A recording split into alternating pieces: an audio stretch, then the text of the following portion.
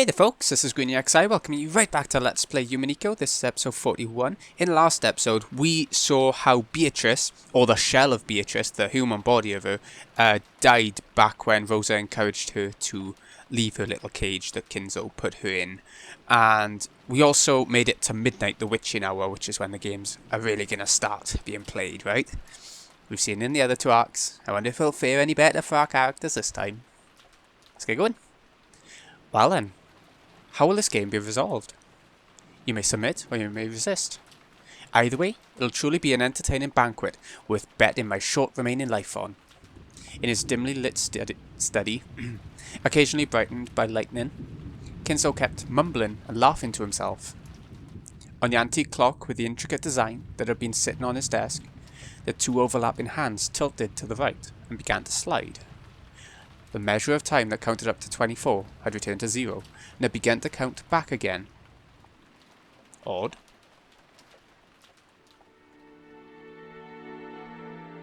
Measuring time is a brutal thing. It drags itself all the way to 24 over the course of a day, and then returns back to 0. It certainly did count to 23:59. However, is it ever able to reach 2400 hours? If you conclude that it returns to 12 o'clock midnight again without reaching 24, how futile it must all be. But perhaps a person's life is the same. You live, aiming for a perfect 24, and in the instant you reach it, you return to 0. People will probably praise the departed, saying that he did reach 24, but he most certainly did not. In the end, he's a 0. I'm different. I will live and reach 24. That itself is the Golden Land. For that's where Beatrice dwells. Kinzo had been fumbling around with some tarot cards for some time. It looked as though he was trying to divine his own luck with a contest, doing it over every time he didn't like the result. The most forbidden action in tarot reading is trying to predict the same thing twice. To do so ridicules the results of fortune telling, and also desecrates those beings higher than humans that give revelations through the tarot cards. However, Kinzo knew.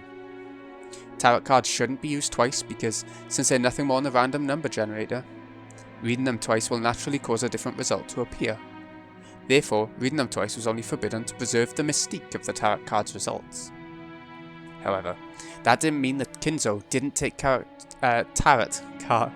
reading seriously. Carrot cards. Something like that. Kinzo's interpretation of tarot reading was done in a completely different way. That was to repeat the reading over and over, without giving up in the slightest, until he reached the result most favourable to him.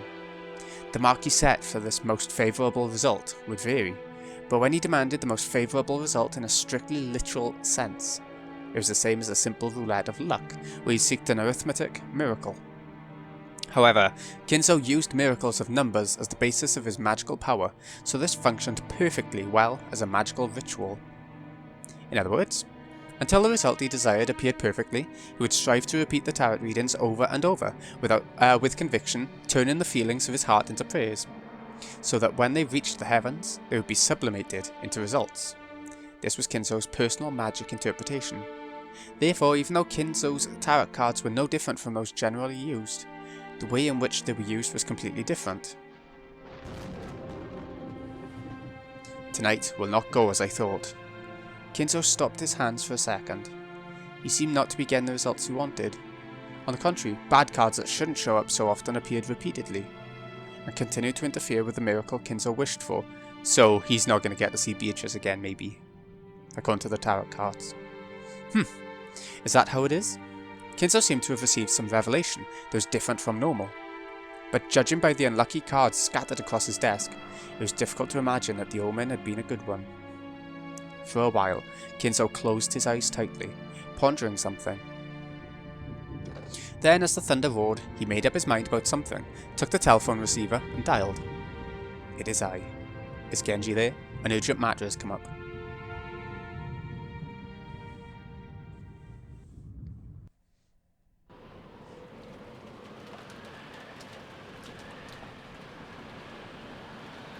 Ha! In front of the entrance hall, Shannon's once burning face had been cooled off by the frigid air. She had thought that George's proposal would surely come sooner or later. It wasn't as though she hadn't prepared herself mentally, and she had answered by nodding. Had she been reckless because of her youth? Should she have thought about her future more seriously? I wonder if my immediate reply made him think I'm a cheap girl. If I had at least waited until tomorrow morning, would that at least have shown him I was taking this seriously? Now that she'd already received the ring from George, Shannon kept fidgeting in embarrassment. I should have done this, I should have done that. As she did, she heard the sound of footsteps splashing through puddles. Shannon immediately chased away the emotions welling up inside her. Genji-sama? And Kanon-kun too? I'm sorry, I have to go back soon. She grew stiff, thinking she'd surely be scolded for spending too much time in her secret lover's meeting with George. Shannon, the master told us to come to the study, saying it was urgent. Let's hurry. Yeah, certainly. What in the world? He said he had a premonition of misfortune. How convenient for him, considering he's the one who started this ceremony. We will enter from the back, so that Goda doesn't notice us. Hide your footsteps. Yes. Nissan, take care. It's so noisy. Nice. Kano was especially good at hiding his footsteps, just like a cat. He was able to suddenly be there without anyone noticing and leave in the same way. For example, even though he stepped in puddles, the sound he made was far smaller than that of the rain hitting him, or hitting them. Genji also had abilities of that kind. Or rather, those servants called furniture were supposed to be like that. Just like how desks and closets go unnoticed by members of the family, these servants also held it as a great virtue to just suddenly be there whenever they were needed. Compared to that, Shannon's footsteps still strongly asserted themselves. She was also trying to hide her footsteps, but compared to Kanon and Genji, you could say she was a little more boisterous. Eventually, they reached the back door, and the three of them entered the mansion.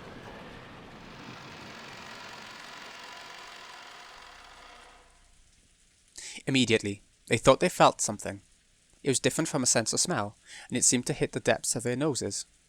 This hard-to-describe sensation, which you might call a sixth sense, allowed them to perceive that something was different from usual.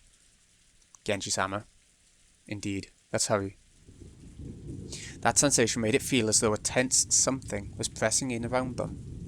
Realizing that, the three of them dashed up the stairs, heading for Kinzo's study while still hiding their footsteps.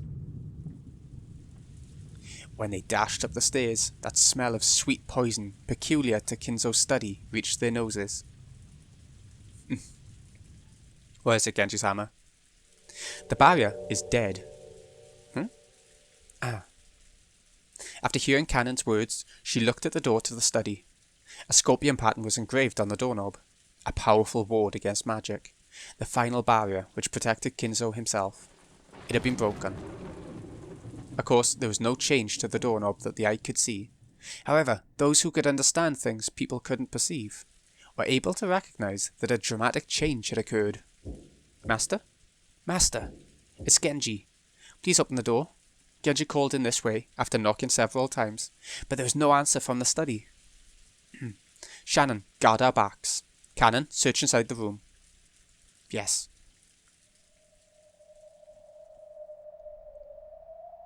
Kanon put his ear against the door, searching for a presence inside the study.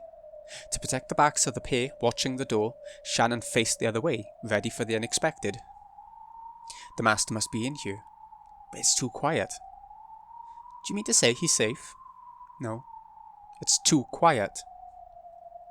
Could it possibly be? Master, excuse us about the door. Genji pulled a gold key out of his pocket. It was the only key to the study that existed, other than the one Kinzo held. He stuck it in the keyhole and turned it heavily. At first glance, that seemed to prove that it was a sturdy lock. However, now that the barrier had been destroyed, this door might as well have been left open, from the viewpoint of anyone with magical power. The heavy sound just now meant that the door had now been opened, even for humans. Excuse me. As Genji respectfully bowed his head, and Kanon's sense of tension grew tighter, and Shannon trembled, they entered the study.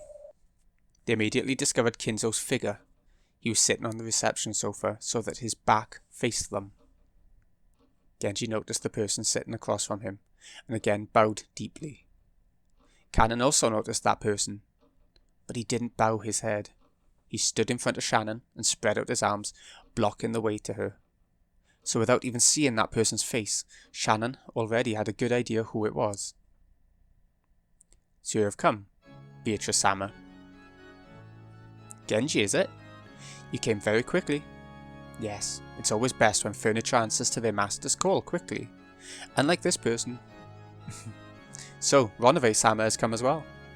Genji directed his greeting towards the thin darkness behind and to the right of Beatrice, where there shouldn't have been anything. Even Kanon and Shannon would never have imagined that someone was there. However, the darkness responded immediately and praised Genji's eyesight. As usual, you don't disappoint. It's been quite some time. Still, you've grown old, haven't you? Have so many years truly passed you by? My days have been full and satisfying. It appears you've been living quite a full life yourself, Ronove-sama. Yes, thank you. And Shannon, it's been a long time since I last saw you as well. You've grown quite beautiful. And it seems that you've grown quite strong. That's fortunate. Thank you very much. Nisan, who in the world? This would be our first meeting, Kanon-kun. I, Ronove, have been entrusted with the position of Beatrice-sama's head furniture. I'm an old friend of Genji-san's. I'm also furniture, just like you. Although the master I serve is different. The tense colour didn't disappear from Kanon's face in the slightest. Depending on the master furniture served, they might be kind or brutal or anything else. If this person claimed to be furniture serving the hated Beatrice, then he must be despicable as well. It seems I'm thoroughly despised. It's as though you hate everything that has anything to do with me. Beatrice openly sneered at Kanon's hate-filled face. Then, Kanon finally realised. Beatrice and Kinzo were having a chess game across the reception table, but Kinzo hadn't even quivered. He was holding his head with both hands, his eyes closed tight as he contemplated his next move. Or was he in anguish? Master, I've told Kinzo two things.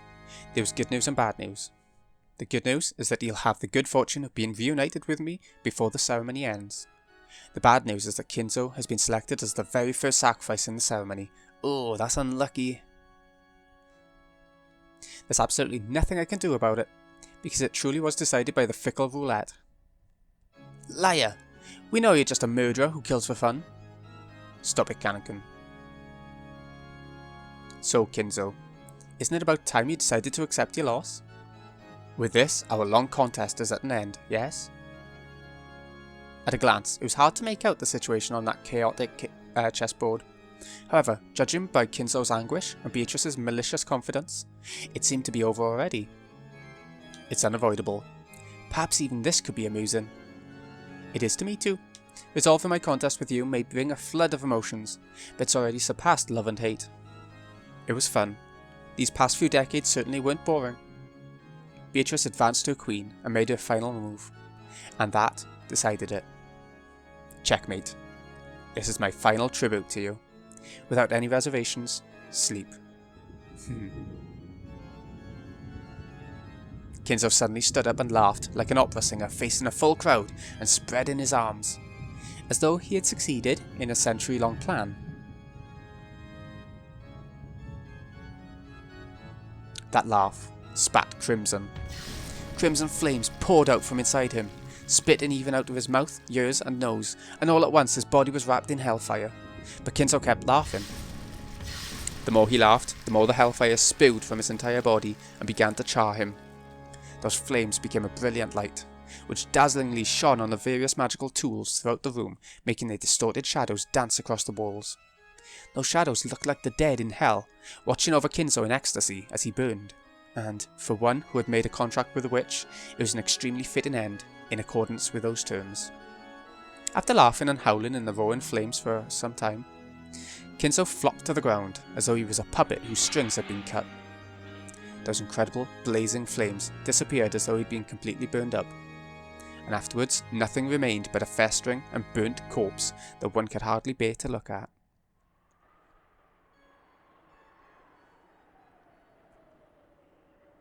Okay, so that's number one gone. There's 17 people left, right? Horrible. You should talk. As if you didn't think that was a fitting way for him to die. Why have you shown yourself? Do you have some business with us? Stop it, Kanon-kun. You mustn't provoke Beatrice-sama. It would seem you have them absolutely terrified. I imagine I'll never get along with Kanon. Hey, it's not as though I dislike you particularly. Beatrice grinned. Kanon violently averted his gaze, obviously unhappy. His reaction was so different from what he wanted to do that it made the witch and her butler laugh. Canon, you stand in the presence of Beatrice-sama. Carefully consider your manner of speech. I care not, Genji. Let him say what he pleases. I am gracious. How are you gracious? I'm always gracious to those who are about to die. Canon was taken aback by that creepy laughter. Beatrice wasn't there just to take Kinzo's life. The first twilight required 6 sacrifices. Kinzo alone wasn't nearly enough. And they just casually walked in here. Fear not, Canon. It isn't as though you'll be selected as sacrifices just because you came here. After all, you were called here because you've been selected already. What? Their instincts were good enough to spot her meaning instantly. 6 sacrifices were required for the first twilight. After Kinzo, how many more would you need to add up to 6? In this mansion, the number 5 instantly made them think of the number of servants here. Is that what you desire? Indeed. Thank me, furniture. Tonight, your days of suffering will finally end. You ought to thank me for coming here to tell you this. So this arc, 3rd arc, all the servants are gonna die first. Certainly, if that's your desire. Genji-sama. Genji had agreed to the witch's heartless announcement with his usual demeanour, without raising an eyebrow. Now that the master is dead, Beatrice-sama is our master. Responding to her demand shall be our final duty. Shannon, Canon, you have done well serving until today. That hard work is now over. As expected of you, Genji. As your fellow furniture, I'm proud to have known you.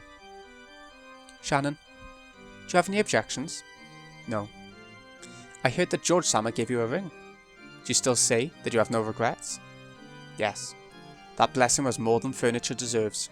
Just receiving the ring has already satisfied my feelings. Shannon couldn't take quite as much of a philosophical view as Genji. There probably were regrets left in her heart. She probably wanted to spend a little more warm time with the person she cared for, George. But she released herself from that.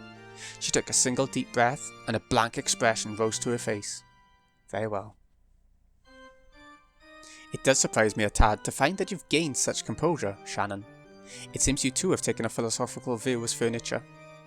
Won't you at least shed some bitter tears for not being able to spend a night with the man you love? What a boring woman. This feeling cannot be understood by the likes of you, Beatrice-sama. If you desire our lives, please accept them. We will solemnly carry out that duty. Very well. Excellently put. Puku. Just the type of person Beatrice-sama can't handle. She's been taking such a far-sighted view of things lately. I must have tormented her too much last time. Speaking of which, didn't I do the same to Battler? He's still soft. Or is the way I corner them lacking? In any case, she's just no fun. However, seems you'll still entertain me, right? Canon? Canon-kun? Compared to the two who had taken a far-sighted approach, there was a painful anguish on Canon's face. Canon was still far too young to accept his demise after being told of it by a suddenly appearing witch. Canon, I hate boredom more than anything, and the fact that the other two have obediently accepted their deaths isn't amusing at all. So I hope you don't betray my expectations. You trying to make me your plaything? Canon realised that he was being provoked. However, no matter how furiously anger spurred him on, his opponent was a witch. He was furniture. He hadn't had a chance of victory from the beginning. But the witch was expecting that he'd struggle in vain and writhe around, and was even looking forward to it. Just thinking about that was frustrating enough to get his blood boiling. Was disappointing the witch by refusing to resist, like the other two, the only way he could strike back at her. Eldest of the 7 Sisters of Purgatory, Lucifer, arise. Lucifer of Pride right here. Canon, it would be far too cruel to force furniture to fight a witch.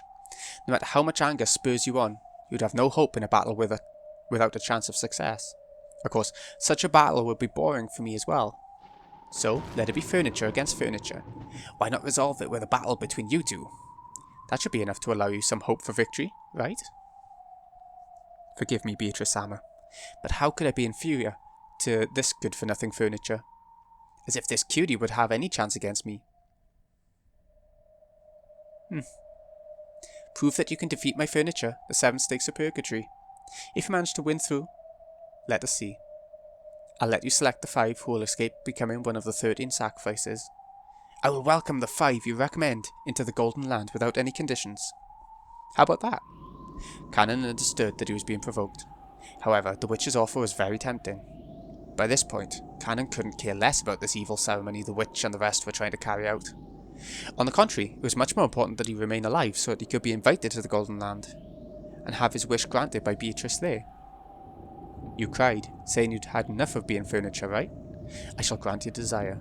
I shall give you that human body you wanted so much. You cried yourself to sleep. What'd you say? That way you and Jessica could be together, yes? Oh, just perfect. You may recommend that Jessica and yourself be invited to the Golden Land. If you alone finding happiness isn't a satisfying solution for you, then you can add in Shannon and George, the one she loves. If you're worried about duty, then you can also add in Genji. Oh, that's 5 people. Isn't that enough, Cannon? With this much of a reward. You won't let me get bored, will you? She's just playing with you. There's no need to listen to her. I don't like it. Are you okay with this, Nissan? Beatrice couldn't hide her evil smile at those words. I don't like it. I want to be happy. I've had enough of being furniture. I want to become human and have normal love. I want to know that the ocean is blue, like you. How young. I'm jealous. That's why I like the young ones. Genji, Shannon, stay back. Cannon, Lucifer, forward. As you command.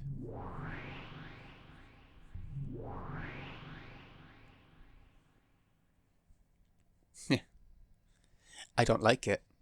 That way you look down on me. As if Beatrice Sama would be impossible, but with me at least you'd have a chance. I really don't like it. That was probably humiliating for Lucifer. But at the same time, she was also happy that she was lucky enough to have this adorable prey all to herself. Come, furniture of the witch. Don't think that you can look down on me forever.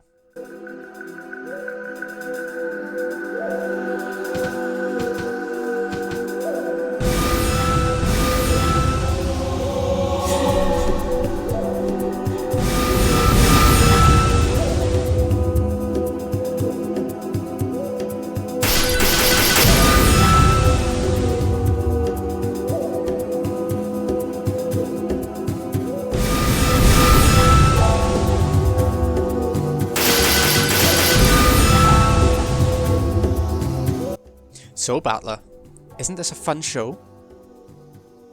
Damn it. Another weird thing's happening. Like I'd ever believe in a magic battle.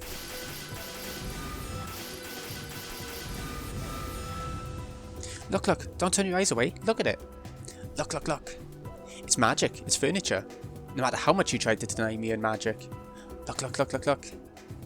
If you've got all this happening right in front of you, it'd be a waste to miss it, don't you think? Look, look, look. Just stop thinking. Magic exists. This is fantasy. Don't close your eyes. Look closely. Look, look, look, look. Damn it, damn it, damn it, damn it. I won't accept witches. I won't accept magic. But if it's being done right in the open like that, what am I supposed to say? Damn it. Come now. Don't turn away. Look closely, okay?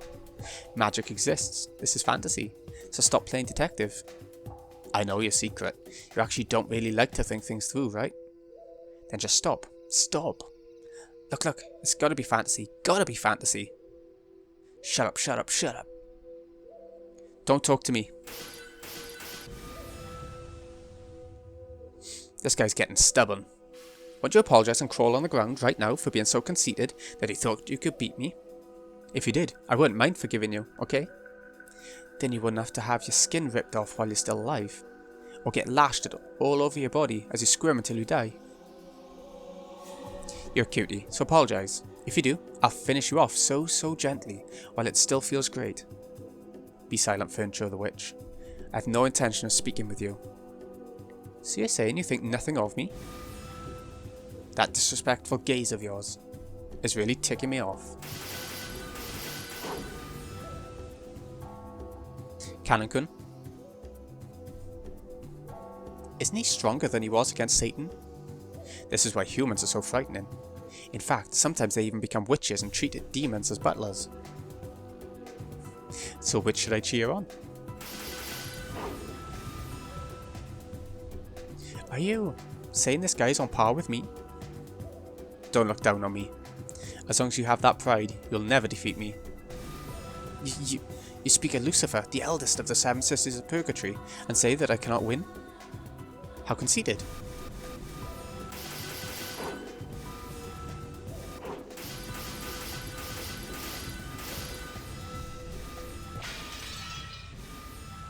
Well, Canon was desperately trying to stay alive, and he had a strong desire to become human. But Lucifer didn't feel anything stronger than a slight desire to play. So that led to an inevitable result. It was a result that could be reached by the power of humans. The power of the heart. That's as far as you go. You can't win against me. The glowing red curve extended straight out from Canon's arm, pointing at Lucifer's throat, just beneath the tip of her chin. What is this? How could I...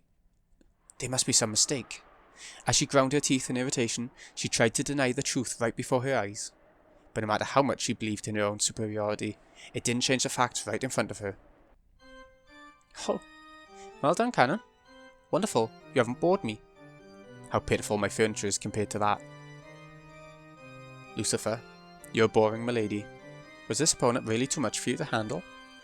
I'm disappointed, eldest of the seven stakes. It would have seemed like mere rebuke to an outsider. However, furniture serving the witch knew what kind of severe treatment was promised by that rebuke, and understood what had been left unsaid. You good-for-nothing furniture. She howled. Abandoning her last bit of pride, she made her body explode, exposing her true form. That form was a demon stake, which bounced off the walls surrounding the room. How could you shame me so much? Kill, kill, kill, kill. You blockhead. Even though you can't even follow my movements anymore. I won't play around anymore. I'm seriously mad. I'll pierce your heart in one blow. I'll plough right through you, make a fountain of bright red blood through the ceiling. Die. Canon-kun.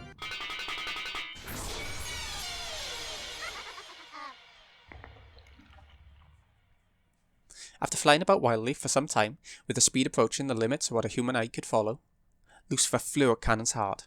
She could tell that it was Canon's blood by the sweet taste of it, but she quickly noticed one thing. She hadn't pierced his heart. Huh. This is why humans are frightening. Would you like some black tea? I'm fine for now. This is so amusing. I don't even need any. Canon-kun?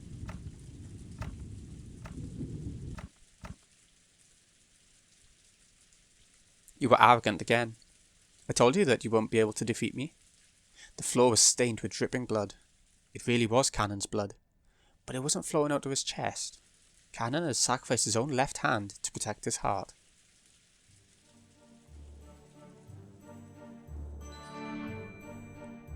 Lucifer was arrogant. Even though she'd been given enough time to realise that this was an opponent capable of cornering her, in her pride she had believed him to be worthless. She had gotten careless. So just as she had announced, she had aimed for his chest, trying to pierce his heart. Because she was arrogant, she hadn't even thought of aiming for somewhere other than the place she had announced. No, maybe she had thought about it a little. However, her pride would not allow her to aim for a different spot. After all, she was Lucifer of pride. Canon, withstanding the pain, grasped the demon stake sticking deep into his left hand strongly with his right hand, and pulled it out. When she heard the sound of breaking bones and even more blood dripping down, Shannon looked away reflexively. There was an ear hole in the back of the pierced hand so big you could clearly see through to the other side. Canon's face was filled with pain, but right now, he had won without a doubt. The demon stake he was gripping with his right hand turned back into Lucifer again, so that Canon was now gripping exactly where her neck was.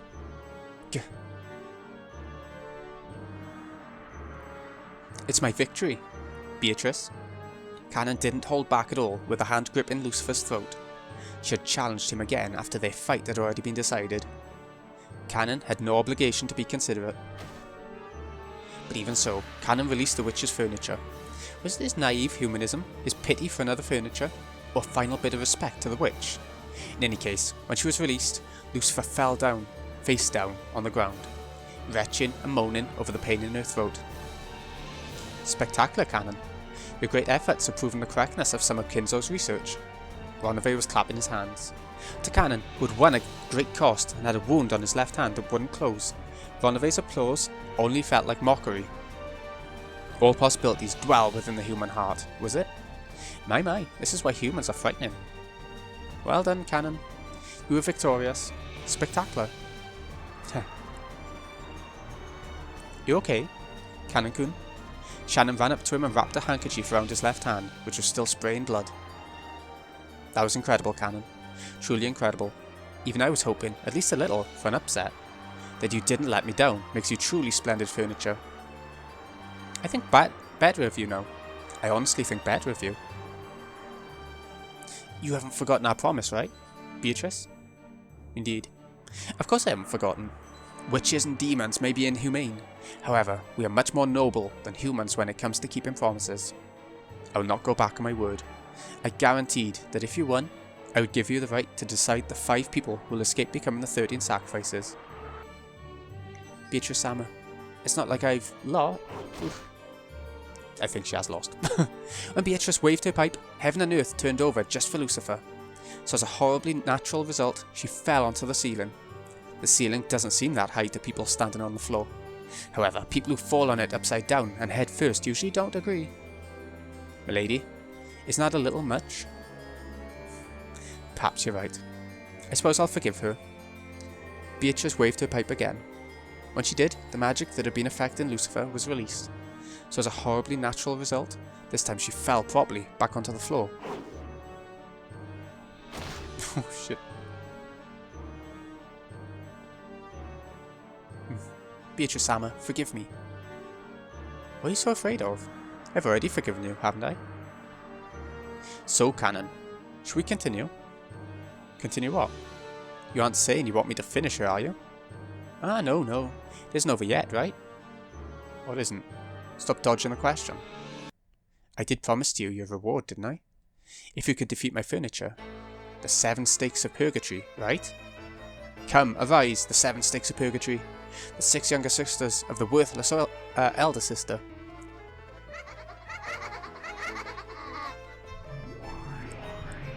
He's got beat all the other 6 now. The air split with shrill laughter. As a golden splash scattered about, the remaining 6 sisters of purgatory showed themselves. All the 7 sisters of purgatory were here, after Cannon was able to defeat one only by sacrificing his left arm. By now, Cannon regretted his thoughtlessness in accepting the witch's challenge. He had been foolish to assume that a game against a witch would be on an even footing. Lame. Oni-sama, why are you crawling on the floor? You people. I told you Oni-sama's useless. Even though she acts like she's so great just because she's the oldest, that's only on the outside. Yeah, seriously. Lucifer, Oni-sama, your disgraceful behaviour will damage the reputation of us all. Know your shame, you novice. Cannon-kun, that was totally awesome. But don't get cocky, okay? Lucifer, Oni-sama, brings all the time, or brags. But she's no big deal compared to the rest of her sisters. That's why I'm always saying Lucifer Ni shouldn't do anything. Just let her keep bragging all the time. After all, those of us with talent can handle all the tough jobs. What are you going to do, Oni-sama? Out of respect for your pride, we were planning to stay out of your way in the hopes that you'd challenge him again in that beat up body of yours. But Kaneko sure is strong, right? Right now, no matter how much you struggle, there's no way you could win, right? You people! My, you sisters are always so lively. Is this any time to fight amongst yourselves? It's only together that you're the 7 stakes of purgatory, correct? Now play nice and execute the tasks I give you. And swiftly, okay? Hey, Lucifer Oni-sama. If you want to borrow the power of your little sisters, then say it, okay? We want to hear you ask us for help with your own mouth. Has she got too much pride for that? Do you plan to mock me even more? I, the foolish, weak, ugly, and shameful Lucifer, the eldest sister, beg my younger sisters to save me. Come on, let's hear it. If you let us hear that, we'll save you. Okay? Everyone? You. Bitch. The 7 sisters of purgatory unanimously closed in on their worthless sister, abusing her. Even Cannon, who had been fighting for his life until a second ago, couldn't bear to look at it. As if I could say something like that. Quickly now. Clearly we won't make any progress here with you alone. Hurry up, let the 7 sisters strike Cannon. My, what's the matter, Lucifer? This is an order from a lady, is it not? How cruel. After grinding her teeth over and over after hearing her sister's curses, Lucifer trembled all over and answered her sister's request. I, the foolish, weak, ugly, and shameful, Lucifer, the eldest sister, beg.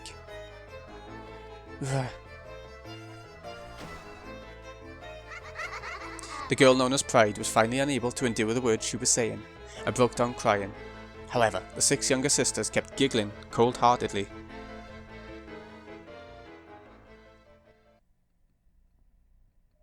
Wait a sec. Don't try to trick us by crying. You haven't finished saying it. That should be enough. Come sisters, let's display our power. I won't be satisfied till I hear the whole thing, okay? Come on. Oni-sama, keep going. That's enough. Come on, the shame affects us all. We won't let them leave here alive. Okay, how should we play with this pitiful furniture? Any wonderful plans? Yes. Beelzy thinks the 7 of us should get along and split cannon up between us. Good idea. That way, all the sisters can get along. Then I'll take the head. I'll leave the limbs and guts to you all. No. I get the head. There's no way that promise will mean anything, right? First one there wins. Kanekun, if you got any ideas for how we should kill you, just tell us, okay? The 7 sisters will kill you in an awesome way. Damn. You've shamed me so deeply. Slicing you into 8 pieces won't be enough. I'll slice you into 100 pieces. Here we go, everyone. Yes, Oni-sama. 7 of them burst at once. They had no intention of playing or boasting. This time, they would generally follow their master's order. Take Cannon down, swiftly. The 7 sisters jumped around the room faster than the eye could see, examining how they could best kill Cannon. They tortured Cannon with their cruel giggles, sometimes making a close pass at him. They kept scraping his arms, shoulders and cheeks, gradually carving red letters into his body. At that moment, Shannon dashed up behind him, holding on to him so that she blocked the way to his body at least a little.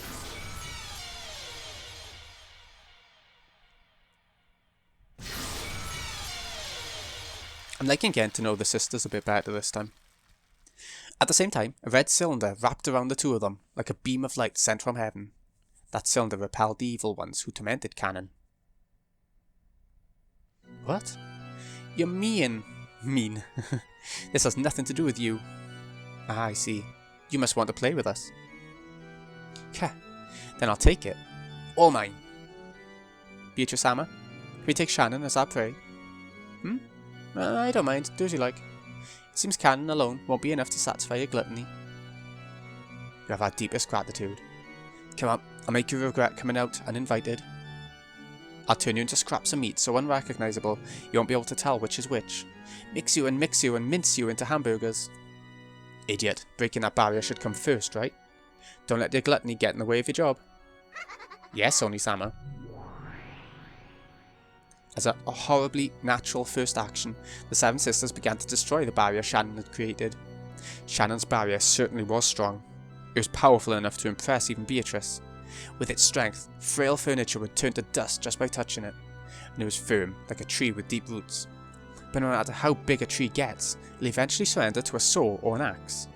For the 7 sisters, chopping down Shannon's barrier would be annoying, but not impossible.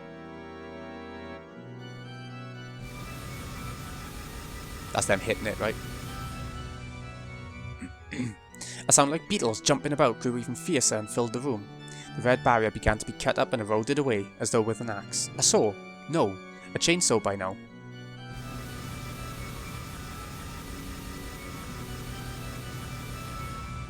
Looks like the Silent Hill marker, like Silent Hill 3 with the save points. How foolish. Even though you must know that your barrier can't fully protect you from these girls. Why? Because I couldn't overlook it. As Shannon covered Cannon, who was already at his limits, sprawled on the floor, she spoke back resolutely. If you hadn't barged in uninvited, I would have given you a death-like sleep. Why have you gone to all the trouble of exposing yourself before the 7 sisters? Not all deaths are the same. A cruel death will cause you far more anguish than merely dying. Go ahead, do as you like. Just as you always do what you want. I did what I wanted. At any rate, you're not quite amusing at the present moment. Romance is most interesting when you're wondering whether it will succeed or not. Once it does succeed, a woman is like a salmon who has finished laying its eggs. I've already tired of you. Thank you. No words from a witch would make me happier. Then, at least in the end, let me see you die in a truly entertaining manner. Seven Sisters, can you hear me? Kill Shannon in a way that shows me the limits of brutality. Shannon. My apologies. In the end, I wasn't able to reach your level, Genji-sama. You're an idiot, Nisan. If you'd just let me be, you might not have had to meet a horrible end. No, it's fine. I received a ring from George-sama and lived as a woman. I protected you and lived as a sister. With this, my life is complete, with no regrets. You're pissing me off. That philosophical take really is irritating. Like I said, you're furniture. You don't even smell like a human. Look at me. I am a human. Don't spout off philosophical crap like you're more complete than I am, you furniture. How ugly. Are those regrets what you truly are? They aren't regrets. This is called living. What's this about not minding if you die, just because you were given a ring? I can't understand it. It's incomprehensible, disappointing, outrageous, stunning, and it's all useless. Milady, perhaps you're acting a tad undignified. Shut up, furniture. Shannon, do you think I'll let you die so easily? Now's the time to bite your tongue. How pitiful. If you can see yourself reflected in my eyes, then shudder at your own ugliness. Fear not. Once I've crushed you up, you'll be much more ugly, even while you still live. At that time, Genji softly entered the red barrier. Perhaps that barrier didn't block those without ill intent. Then, Genji gently held her from behind, covered her eyes with his right hand. Genji-sama, you've already done enough. Go to sleep before me. Yes. Thank you very much, Genji-sama. Indeed. After that, Genji softly pressed his left hand near her collarbone. As he did, emanating from that area, a crimson stain gently spread out.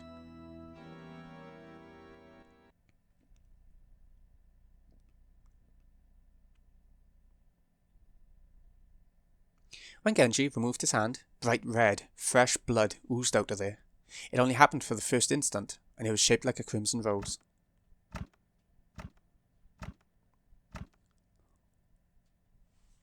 And when he removed his right hand, covering her face, there was a peaceful expression there, as though she was sleeping.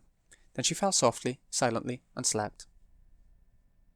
Her soul had already been sent to a world where the malicious witch and her furniture could not reach her, no matter how evilly they tortured her. This scene left Beatrice and the Seven Sisters stunned. Only Ronove wore a mysterious smile. Then Genji leaned over Kanon, who was crouching on the floor. You did well. You should sleep now too. Yes. Thank you very much, Genji-sama. Just as he had done with Shannon, he softly covered Kanon's eyes with his hand, then gently pressed the area around Kanon's collarbone with his other hand. And when his hand was removed with the lightness of a feather, there was a crimson rose there.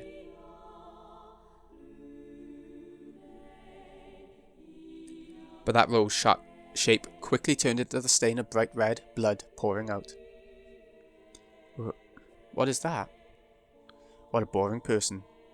Even though it's so fun to poke the balloon of life with a needle so that it forcefully explodes. Spectacular, Genji. You truly are furniture. Thank you very much.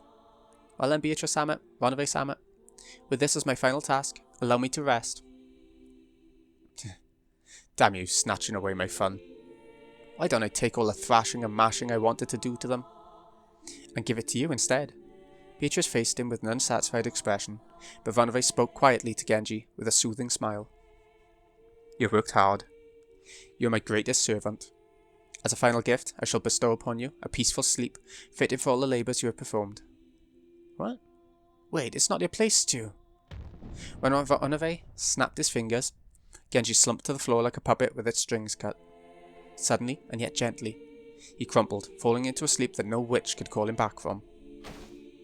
It was as filled with kindness as the sleep he had given Shannon and Kanon.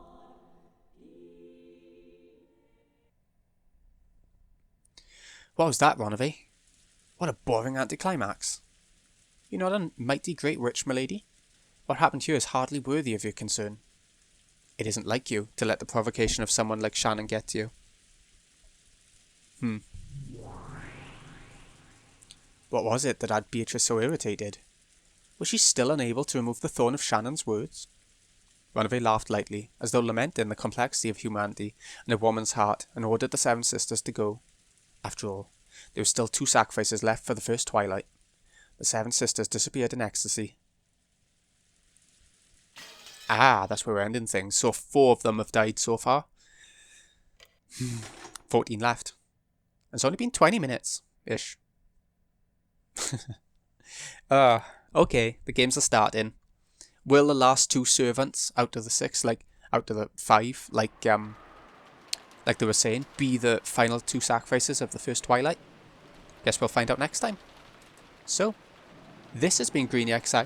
I hope you've enjoyed. Thank you so much for watching. I'll see you again in a bit.